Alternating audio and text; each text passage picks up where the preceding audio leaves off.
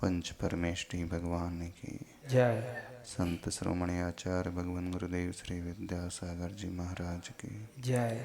पूज्य आचार्य श्री समय सागर जी महाराज की निर्यापक पदवी से सुशोभित पूज्य गुरुदेव मुनि श्री 108 वीर सागर जी महाराज की पूज्य आचार्य संघ की नमोस्तु गुरुवर, नमोस्तु गुरुवर, नमोस्तु गुरुवर। हमारे परिणाम हमें बनाने वाले होते हैं। जैसे भाव हमारे भीतर उत्पन्न होते हैं, उसी के अनुरूप हमारा जीवन बनता है। भाव एक जैसे कभी भी नहीं होते हैं, उनमें उतार चढ़ाव हमेशा होता रहता है। लेकिन कुछ भाव ऐसे होते हैं जो फ्रिक्वेंटली आते ही रहते हैं। भाव अच्छे भी होते हैं और बुरे भी होते हैं। कषाय की जहाँ तीव्रता अधिक हो जाती है, वो परिणाम स्वयं के लिए घातक सिद्ध होते हैं। जब हम अपने परिणामों को कंट्रोल करना सीख लेते हैं, सही पुरुषार्थ वही है। शारीरिक रूप से हम ज़्यादा कुछ नहीं करते दिन भर में, वाचनिक रूप से भी कम करते हैं, लेकिन सबसे ज़्यादा कुछ होता है तो मानसिक रूप से होता है। वचनों का प्रयोग दिन भर में कितना होता है आप लोगों का? जो आवश्यक होता है तभी करते हैं। शब्दों के प्रयोग के लिए अन्य व्यक्ति की आवश्यकता होती है, वहाँ दो चाहिए प्राय। हाँ, भक्ति करना हो तो एकांत में भी हो सकती है। प्रभु का नाम लेना हो, स्तुति करना हो, एकांत में बैठ कर के व्यक्ति आराधना कर सकता है। लेकिन एकांत में बैठ कर के किसी को गाली देते हो आप? शायद ही कोई व्यक्ति होगा आधे घंटे तक बैठ कर के गाली दिए जा रहा है, कोई सुनने वाला ना हो। देखा किसी को? नहीं, होते हैं कुछ लोग ऐसे भी होते हैं जो अकेले ही बड़बड़ाते रहते हैं। जो अकेले बड़बड़ाने वाले होते हैं वो पागलों की श्रेणी में आते हैं, और जो किसी के सामने बड़बड़ाते हैं, दुनिया की दृष्टि में भी पागल तो नहीं होते हैं, पर एक दृष्टि से वे भी पागल ही होते हैं। क्योंकि पागल जो होता है उसका कंट्रोल स्वयं पर नहीं होता। उसे पता ही नहीं रहता कि मैं क्या कह रहा हूँ, किसी से कह रहा हूँ, क्यों कह रहा हूँ, कितना कह रहा हूँ, कब कह रहा हूँ। उसके मन में ये प्रश्न कभी नहीं उठते। न वो क्यों के बारे में सोचता है, न कितने के बारे में, न क्या, न कहाँ, न कब। कभी वो विचारता ही नहीं। लेकिन जो पागल नहीं होता है वो थोड़ा बहुत विचारता तो है, पर कई बार विचारशील लोग भी पागल बन जाते हैं।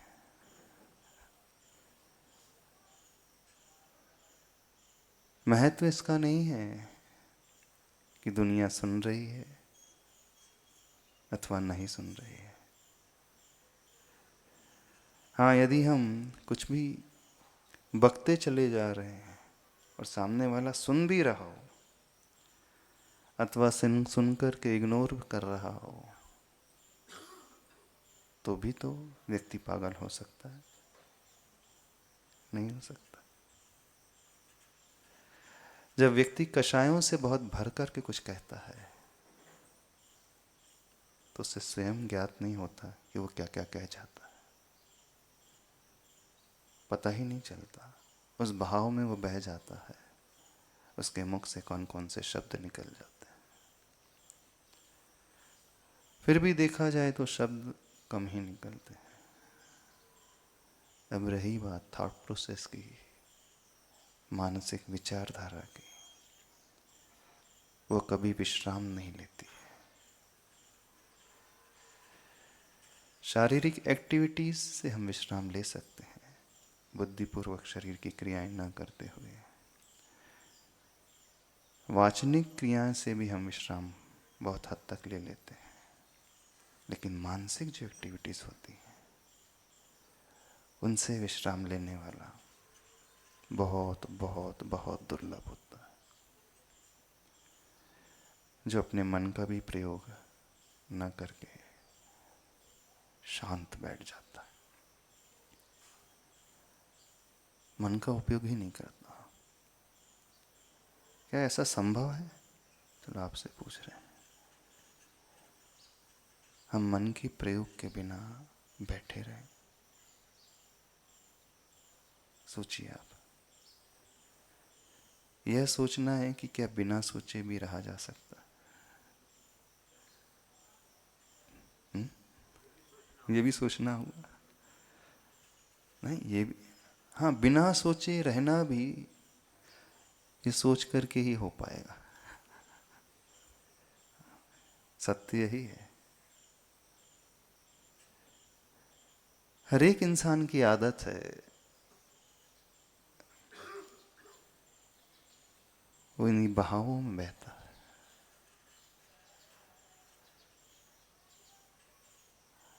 बिना सोचे जब हम रहते हैं तो कैसे रहते हैं? क्या होती स्थिति उस समय? खैर, आप सोच भी नहीं पाओगे। बिना सोचे जो रहता है वो वर्तमान में रहता है। बिना सोचने वाला व्यक्ति ज्ञाता दृष्टा भाव को रखने वाला होता है। वह सिर्फ जान रहा है, देख रहा है, उसके साथ वो होता नहीं। वो जानते हुए भी ऊपर उठा हुआ होता है, देखता हुआ भी वो नहीं देखने वाला होता है। पूर्ण रूप से वो डिटैच्ड रहता है, जुड़ा हुआ नहीं रहता। वो हर पल को, हर क्षण को सिर्फ देख रहा है। बिना सोचे रहने का अर्थ एक साधना है, और ये बड़ी गहरी साधना होती है। एक ऐसी साधना जागृति जिसमें पूरी है। ऐसा नहीं कि निद्रा में वो चला गया, जागृत है। उसे ये पता है कि विचार आ रहे हैं, जा रहे हैं। विचार आना, विचारों का जाना, फिर भी उसके साथ नहीं होना। जानते देखते हुए भी उससे ऊपर उठे रहना, ये कहलाता है बिना सोचे रहना। वहां कोई कषाय का भाव नहीं होता, वहां पूर्ण साम्य भाव। वहां कोई क्रोध नहीं, कोई इच्छा नहीं, कोई द्वेष नहीं। वहां सिर्फ होना होता है, करना कुछ नहीं। प्रायः सबकी धारणा है कि करने वाली बात शारीरिक रूप से ही होती है। नहीं, करना तो सबसे अधिक मन से होता है। मन का ही प्रयोग ये जीव हमेशा सबसे अधिक करता है, और इसी मन के प्रयोग से वो पतन भी अपना ही करता है। आप देखें, विचार करें, दिन भर में मन का जो प्रयोग होता है अधिकतर अशुभ होता है कि शुभ होता है? आप बताइए। आपकी थॉट प्रोसेस रहती है, शुभ रूप होती है कि अशुभ रूप लेती है? बता सकते हैं? दोनों तरह के तो आते हैं। रेशो किसका अधिक रहता है? अशुभ का। कितना रेशो? 80 मान लें, 80-20, 60-40 कि 30-70? संस्कार सबके ऐसे हैं अनादिकाल के हैं कि वो नीचे की ओर बहता है अधिकतर। ऊपर की ओर उठने के लिए बहुत पुरुषार्थ लगता है, बहने में कोई मेहनत नहीं लगती, गिरने में कुछ नहीं करना पड़ता, सब कुछ उठने में करना पड़ता है। लॉस करने में कोई मेहनत थोड़ी करना पड़ता, कुछ नहीं करना, कमाने में मेहनत करना पड़ता। तो व्यक्ति की आदत ये बन चुकी है प्राय नीचे की ओर ही बहता है। ऊपर उठने के लिए सर्वप्रथम जागृति की आवश्यकता होती है। गिरना हो, सोना हो, उसमें कोई जागृति नहीं रहती, निद्रा में कोई जागृति नहीं रहती, उसे स्वयं पता नहीं रहता। हाँ, बुद्धि उस समय भी चलती है, मनुष्य में भी चलता है, लेकिन उसे पता नहीं रहता। नींद में भी बहुत कुछ विचार आते हैं, सपना आते हैं, लेकिन वो अबुद्धि पूर्वक होता है।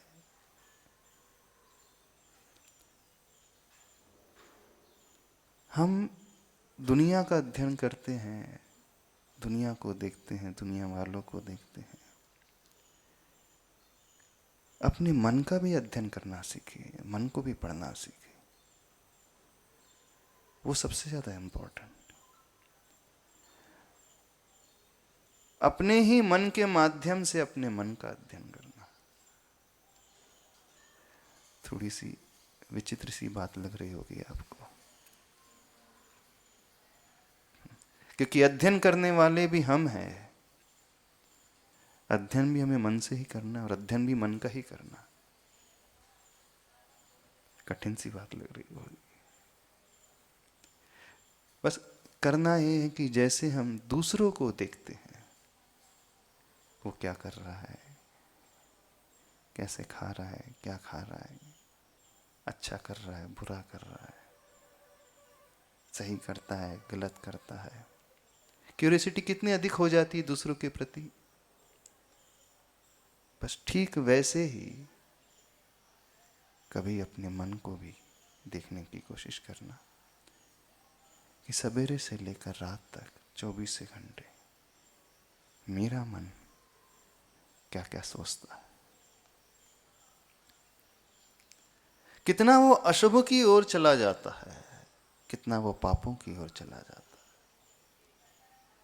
कितना वो इंद्रियों के विषयों की ओर चला जाता है, कितना वो विकथाओं की ओर चला जाता है, कितना वो गलत दृष्टि को लेकर के चला जाता है। इवन यहां भी बैठ करके हो सकता है क्या चला ही जाता। प्रभु के सामने बैठा हुआ व्यक्ति है, कोई जरूरी नहीं भगवान के सामने बैठा हो तो उसका मन अच्छा ही सोच रहा हो। मंदिर में आप हमेशा ही अच्छा सोचते हो? बताइए।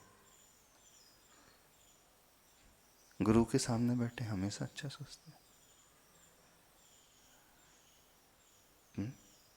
शास्त्र स्वाध्याय कर रहे हो कि हमेशा अच्छा ही सोचते हो?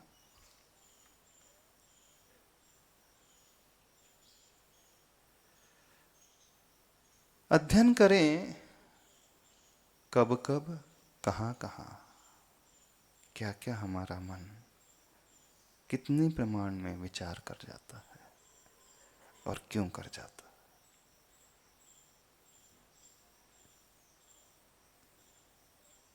कभी स्वयं का भी अध्ययन करना सीखना चाहिए व्यक्ति, और वो सबसे ज्यादा महत्वपूर्ण है। शास्त्र पढ़ते हैं वह भी तो पर है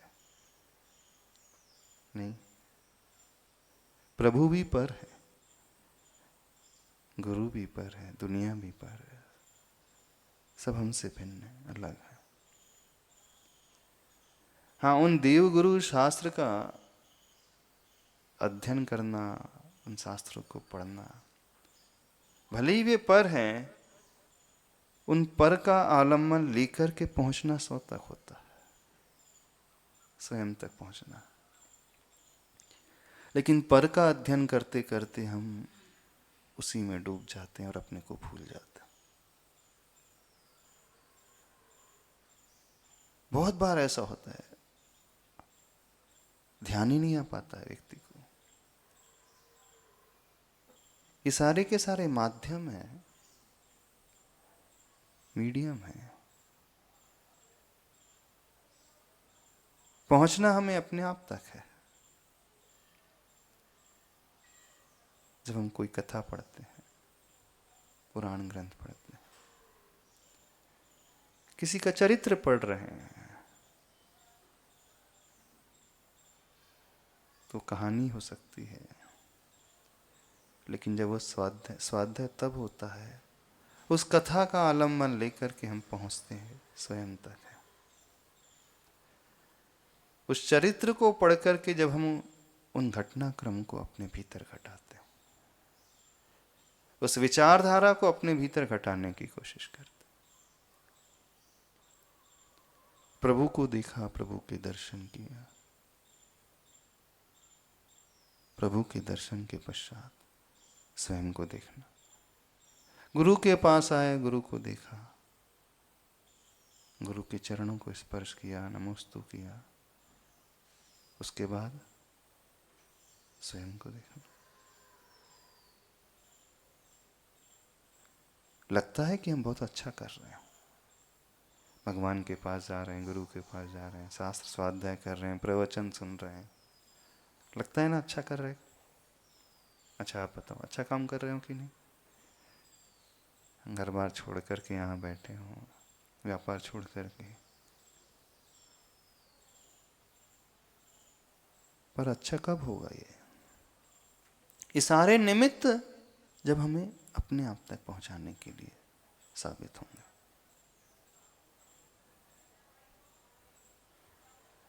नहीं तो हम अपने आप को, अपने परिणामों को भूल करके उसी में लगे रहेंगे। ठीक है, वो अशुभ से बहुत अच्छा है शुभ में घूमना। एक व्यक्ति टीवी में घूम रहा है, मोबाइल में लगा है, मूवीज में लगा है, संसार के कार्यों में लगा है, दुकानदारी में लगा है, घर गृहस्थी में उलझा है, सारे रिश्ते नातों को निभा रहा है। उनके कंपैरिजन में बहुत अच्छा है कि आप देवगुरु शास्त्र में लग गए, बहुत अच्छी बात। लेकिन देवगुरु शास्त्र हमारी मंजिल नहीं है।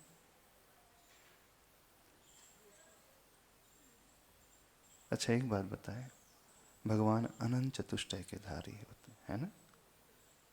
अनंत सुख है भगवान के पास। सभी भगवान के जितने भी अरिहंत परमेष्ठी हैं, सिद्धात्मा हैं, सबके पास अनंत सुख है ना? उन्हें जो सुख मिल रहा है उसमें से वो कितना हमें देते हैं?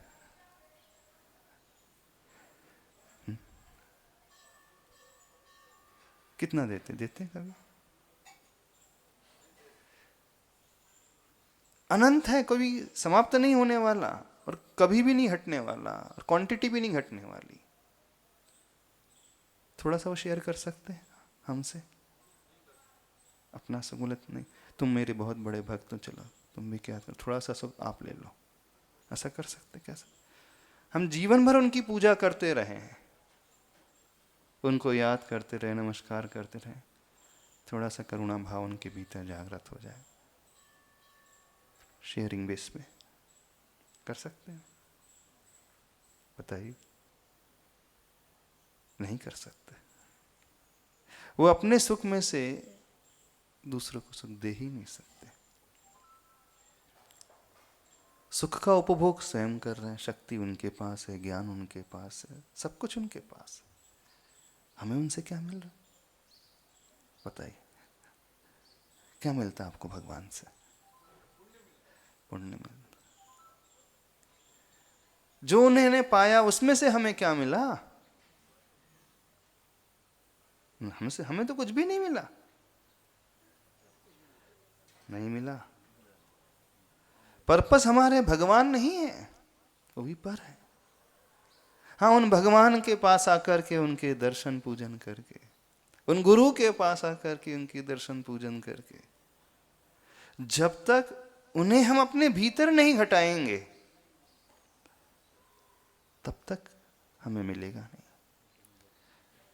वो माध्यम है, स्वीकारते।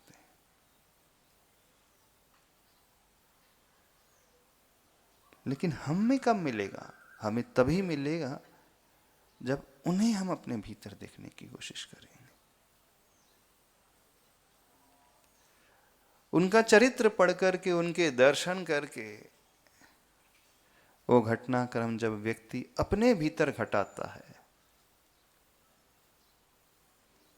तब वो उसका होता।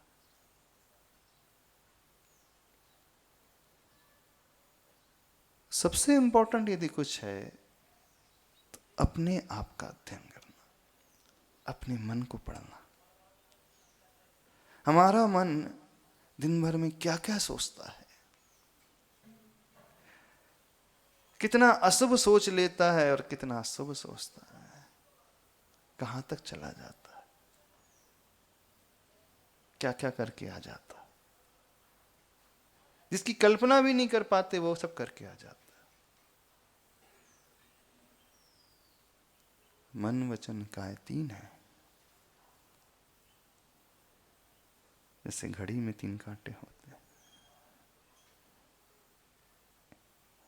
1 घंटे का, 1 मिनट का और 1 सेकंड का। मिनट सेकंड का कांटा हमेशा भागते रहता है,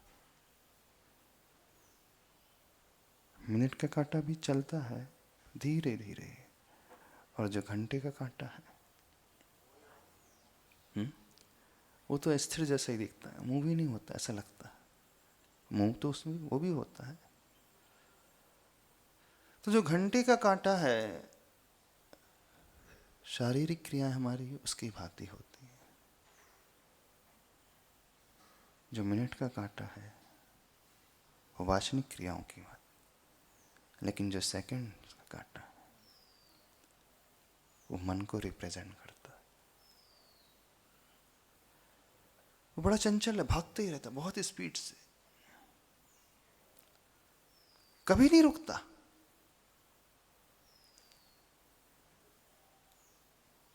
पूरा एक 360 डिग्री कवर करने के लिए घंटे के कांटे को 12 घंटे चाहिए, है ना? एक सर्कल पूरा कंप्लीट करने के लिए कितना समय लगता? 12 घंटे। उस 12 घंटे में मिनट का कांटा कितने बार घूम जाता है? बताइए, कितने बार घूम जाता है मिनट का कांटा?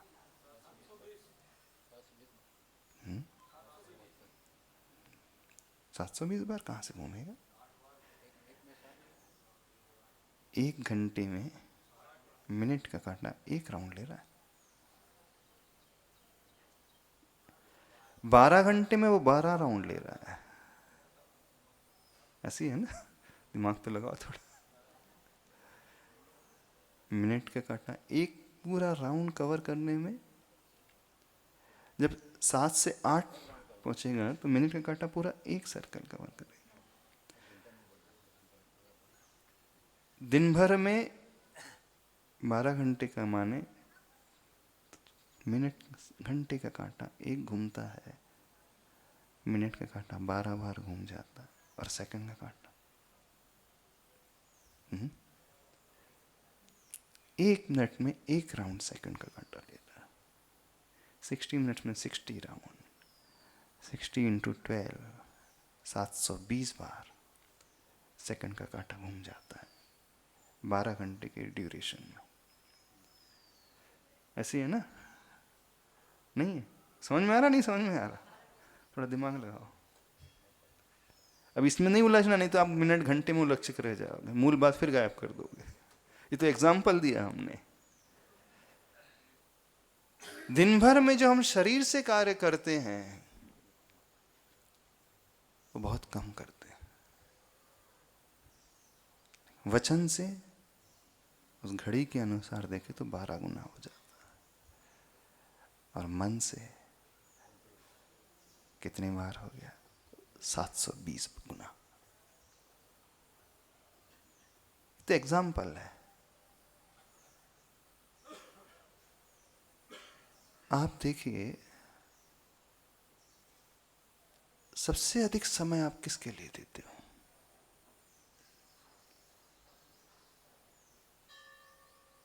तीनों में से पूछ रहे हैं, मन, वचन और शरीर का है।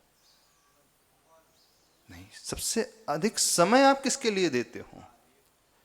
शरीर के लिए।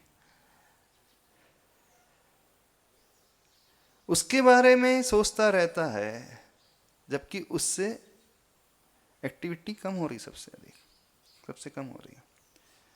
फिर वो वचनों को भी उतना नहीं देता। सबसे ज्यादा उपयोग मन का करता है, लेकिन सबसे कम समय मन के लिए देता है। समझ में आ रहा है हम क्या कह रहे हैं? आपका जीना, आपका कमाना, आपका खाना, आपका पीना, आपकी मेहनत करना, दुकान जाना, ऑफिस जाना, किसके लिए? शरीर के लिए।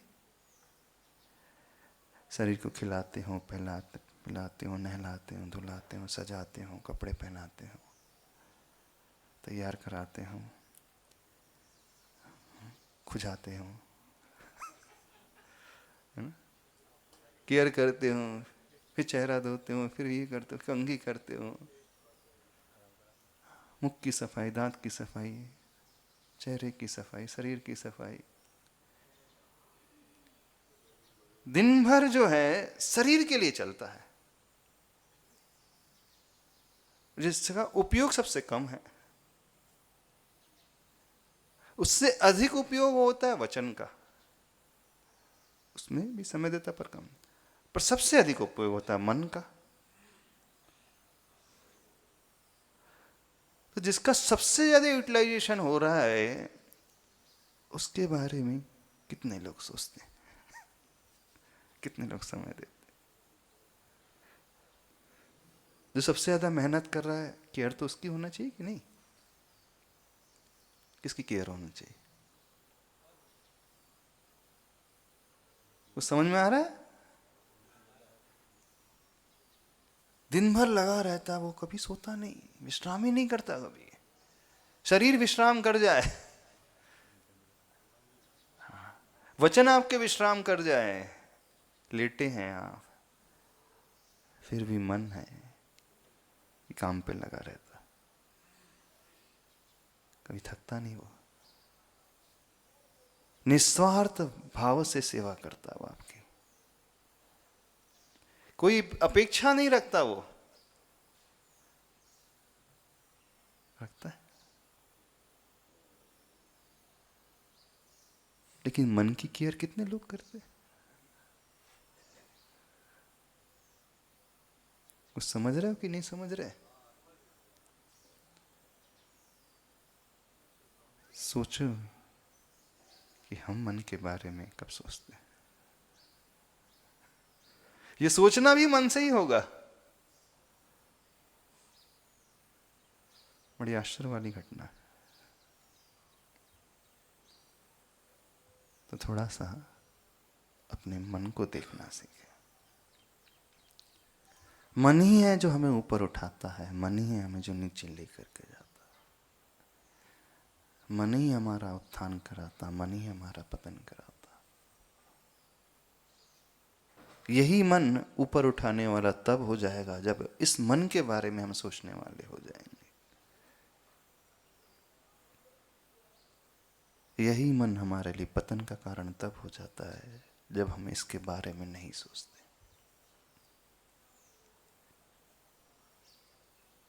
इसके बारे में सोचने का अर्थ क्या?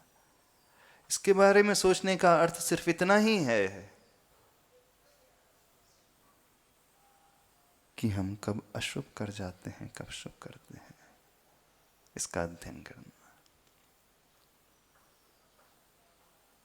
प्रभु के पास जाकर के भी यही उद्देश्य, और कौन सा उद्देश्य? गुरु के पास आकर के भी खाते पीते हुए यही पर्पस होना चाहिए, नहीं होना चाहिए? तो मन को संभालना सीखे, मन की केयर करना सीखे। मन एव मनुष्याणाम कारणम बंध मोक्षयो। मन ही मनुष्य के लिए कारण होता है बंध और मोक्ष के दोनों के। मन ही हमें गिराता भी है, मन ही हमें उठाता भी है। जो सोचने लगता है मन के बारे में, अध्ययन करने लगता है, फिर उसका मन उसे ऊपर उठा करके ले चुका जाए। और जो सोचता नहीं है गिरा देगा। इसलिए गिरा देगा कि संस्कार ऐसे हैं इसके अनादिकाल के।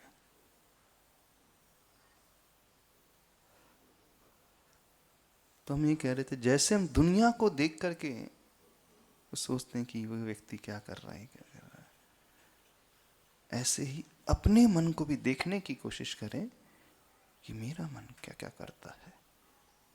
पहले स्टडी करें, फिर जब ये समझ में आने लगा कि इस समय मेरा मन जो है नीचे जाता है, यहां मेरा मन जो है नीचे जाता है, इस कार्य को करते समय मेरा मन जो है फिसल जाता है, इस जगह पर मेरा मन जो है संयमित नहीं रह पाता है,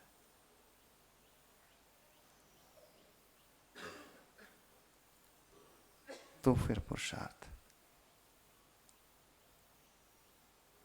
अलग तरीके से। उलझ तो नहीं रहे आप लोग? उलझ नहीं रहे? बस भगवान को देखना मंदिर में जा करके, फिर इसके तुरंत बाद अपने मन को देखना।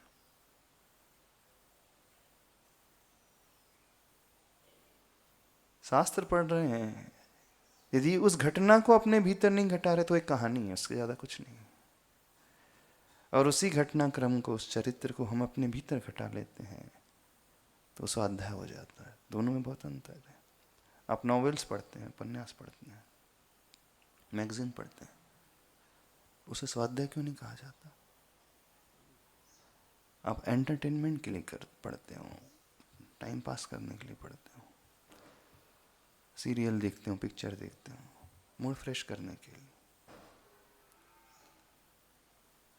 लेकिन जैसे ही उस पर्टिकुलर व्यक्ति की जीवन में घटने वाली घटनाओं को अब हम अपने भीतर घटित होता हुआ देखने लगते हैं, यदि हमारे साथ भी ऐसा घटेगा तो हम क्या करेंगे? ऐसी परिस्थिति हमारे साथ भी निर्मित हो जाए तो हमारी विचारधारा क्या रहेगी? हम अपने आप को कैसे संभालेंगे? ये विचारधारा,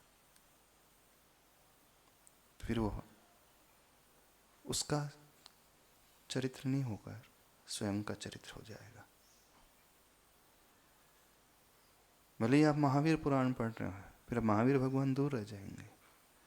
फिर सब कुछ अपने भीतर घटता हुआ दिखेगा, तब वह स्वाध्याय कहलाता। उस चरित्र को लेकर, उस पुराण को लेकर, उस कैरेक्टर को लेकर के सारी एक्टिविटीज को हमने अपने भीतर घटाया। ये कहलाता है स्वयं का अध्ययन करना। पर्पस उनका चरित्र पढ़ना है ही नहीं। उनने तो अपना कल्याण कर लिया, उन्होंने सुख पा लिया, वो हमें दे नहीं रहे हैं अपने में से, हमें लेना होगा। तो कैसे मिलेगा? वो मना भी नहीं करेंगे वो कभी। हाँ, मिलेगा, उन्हीं से मिलेगा, देंगे पर नहीं, वो कभी नहीं, लेना स्वयं को होगा। हम उनके सुख में से ले भी ले तो उनका कुछ कम नहीं होगा, क्योंकि अनंत तो वही होता है जो कभी घटता नहीं, समाप्त नहीं होता, जिसका कोई अंत नहीं, वो अनंत होता है। बस उनका जीवन जब हमारा जीवन बन जाए तो फिर वो हम पा जाएंगे जो उन्होंने पाया, वो हमें मिल जाएगा जो उन्हें मिला। क्या समझ रहे हो?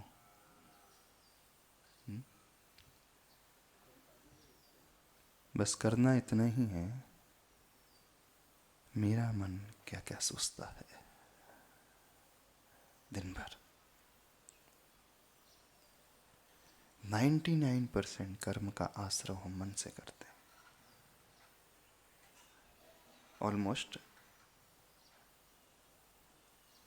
थोड़ा सा बचा हुआ वचन से और काय से तो बहुत बहुत 0.00001% समझ लो।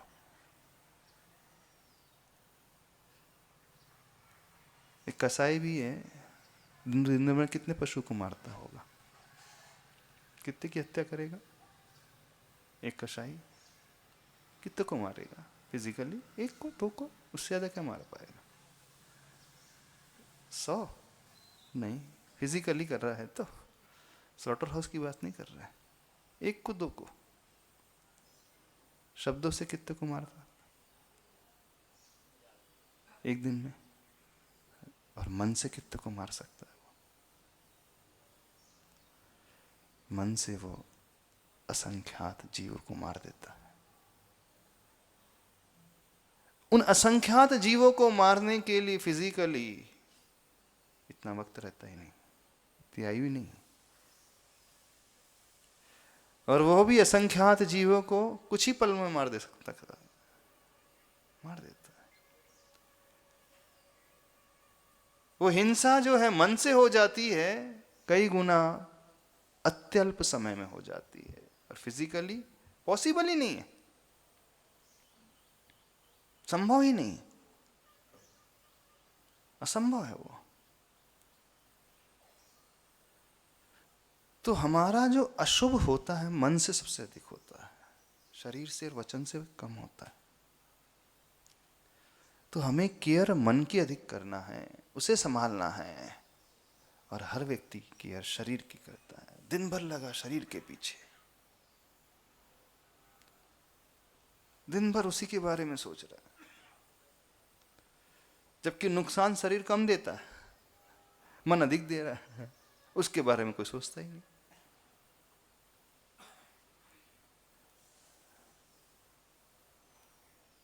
ये संकल्प लें कि मन से मन के बारे में हम सोचेंगे, कि मेरा मन दिन भर में क्या क्या सोचता है, क्यों सोचता है, कब कब सोचता है, कितना सोचता है, कहाँ कहाँ सोचता है। ये 5-6 प्रश्न है, क्यों, क्या, कब, कहाँ, कितना। जो इसका अध्ययन करने लगेगा ना, वो व्यक्ति बहुत जल्दी ऊपर उठ जाएगा, बहुत जल्दी ऊपर उठ जाएगा। हम इसी का अध्ययन नहीं करते। क्या पूछ रहे थे? सोचने से ही तो सबसे ज्यादा कर्म का बंद हो रहा है। काय वांग मनः कर्म योग, तंदुलमस करता कुछ नहीं है, सिर्फ सोचता है। 7वां नरक चला, 7वें नरक चला जाता।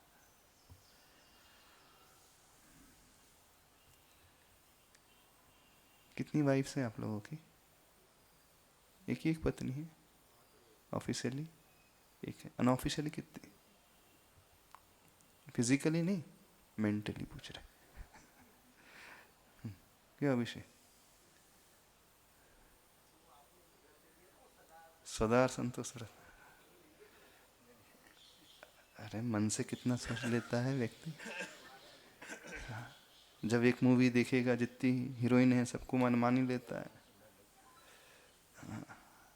एक फैशन शो को देखेगा तो जितने देखेंगे सबको देख लेंगे, बना लेगा अपने अपने। दीपक सही कर रहे कि नहीं? गलत तो नहीं कह रहे? एक भीड़ वाले दृश्य हो, जैसे नवरात्र आएगा, आप डांडिया करने जाओगे, आप लोग कितनी बना लोगे मन से? कितनी पति, कितने पत्नी, कोई हिसाब किताब है? कोई हिसाब नहीं, गिनती नहीं। जितनी देवांगनाएं सब बन जाएंगी, जितने देव हैं सब बन जाएंगे। बस पहुंच गया नरक। क्या लग जाता है नरक जाने में? जरूरी थोड़ी आपको विवाह करना ही पड़े। जैसे तंदुलमस पहुंचा कि नहीं, यही सोच के पहुंचा वो, यही सोच के दुनिया पहुंचने वाली, और क्या होने वाला।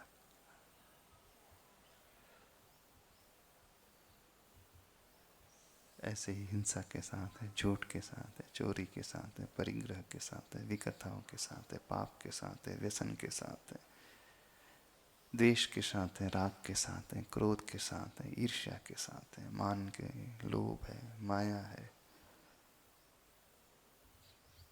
काम है, जुगुप्सा है, शोक है, सबके साथ घटा लो आप तो।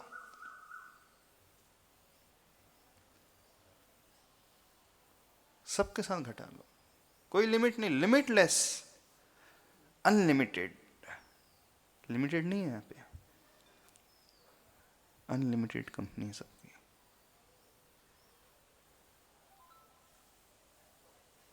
ऐसी है कि नहीं? तो यदि हम अपने आप को संभालना चाहते हैं, अपने आप को ऊपर उठाना चाहते हैं, अपना विकास करना चाहते हैं, बस एक पुरुषार्थ करना है, मन के बारे में सोचना है कि मेरा मन कब कब क्या क्या कितना क्यों कहाँ सोचता रहता।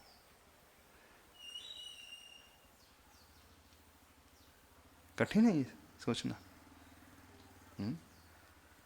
संस्कृत में नहीं सोचना, न इंग्लिश में, न प्राकृत में सोचना। हाँ। ये शास्त्र पढ़ करके नहीं सोचने की आवश्यकता है कि जब आप तत्वार सूत्र पढ़ोगे तब सोच पाओगे। ऐसा है? बताओ कि गोमटसार ग्रंथ पढ़ोगे तब सोच पाओगे? ऐसा तो है ही नहीं। इसे करने के लिए कोई ग्रंथ की आवश्यकता नहीं, कोई शास्त्र की आवश्यकता नहीं, कोई मंदिर की, कोई प्रभु की भी आवश्यकता नहीं, चलो गुरु की भी आवश्यकता नहीं। बिना उनके भी कर सकता है कि नहीं? जहां हो, जिस हाल में हो, जिस देश में, जिस हाल में, जिस वेश में, कौन सा भजन गाते हैं? हाँ, जिस देश में, जिस वेश में, जिस हाल में रहो, अपने मन का नाम जपो। अपने मन के बारे में सोचो।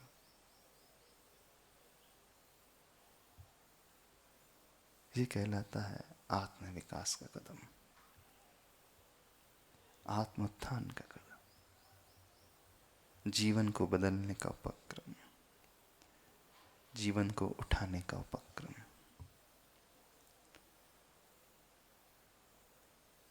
यहां से बड़ा ड्रास्टिक चेंज आ जाता है। तो बस सेकंड के कांटे को याद रखना,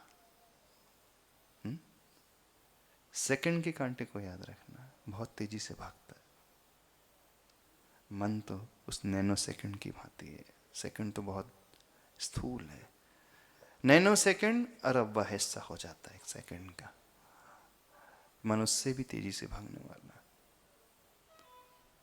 सेकंड का कांटा तो हमें दिख रहा है भाग रहा है, नैनो सेकंड तो नजर ही नहीं आएगा और भाग रहा है, क्योंकि आजकल नैनो टेक्नोलॉजी का जमाना है। नैनो क्या होता है? समझते हो? 10⁹ यानी 1 अरब गुना अधिक स्पीड से। सेकंड इधर से इधर हुआ 1 सेकंड, इसमें 1 अरब नैनो सेकंड्स हो गए। 1 सेकंड में 1 अरब नैनो सेकंड्स होते हैं, तो कहलाता है मन इससे भी तेज है यार।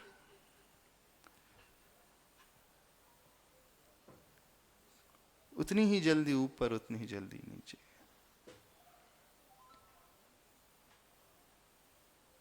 ठीक है, समय तो हो गया आपको? तो क्या समझ में आया?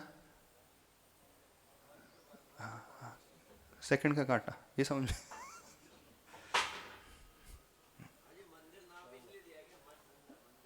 मन अंदर।